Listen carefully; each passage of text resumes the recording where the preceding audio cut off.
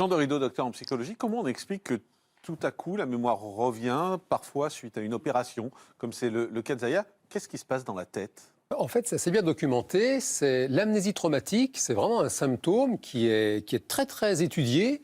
C'est un symptôme de l'état de stress post-traumatique. Ça n'est pas rare. Il y a énormément de personnes. On a commencé à étudier ça à l'époque de la guerre de 14. Des soldats qui revenaient traumatisés par les tranchées. Ils n'avaient aucun souvenir de ce qui s'était passé. Et du coup, les psychologues, les psychiatres se sont penchés sur le sujet. Et c'est un état dissociatif. Le cerveau, ça reste un grand mystère encore aujourd'hui, même si la neuroscience progresse. On sait que l'amygdale, typiquement, est impliquée dans la gestion des souvenirs. Et c'est ce qu'observent les cliniciens. Il y a des personnes qui, comme Zaya, suite à un traumatisme, se retrouvent dans le brouillard. La personne n'a aucun souvenir de ce qui s'est passé. Et puis, il suffit d'une opération, ça peut aussi être un choc, le décès d'une personne dans la famille, même une naissance de la famille, un mariage, quelque chose, un déménagement.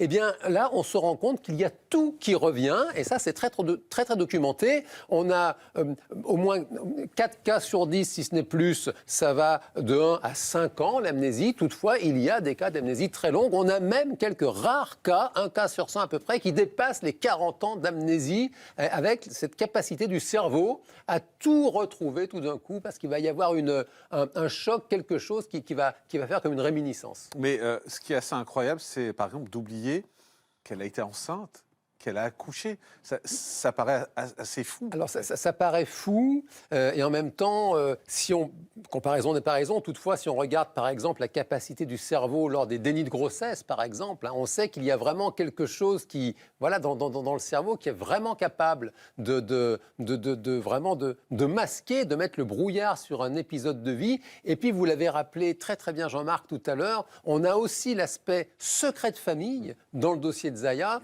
et ça, pour avoir étudié ça de près, de façon clinique, avec certaines de mes patientes, c'est vrai que je vois votre stupéfaction de dire mais comment est-ce possible, ce petit garçon comme ça, et c'est vrai que c'est vraiment une caractéristique du secret de famille, c'est qu'on pourrait dire que plus ça crève les yeux, et moins finalement c'est perçu par les personnes impliquées.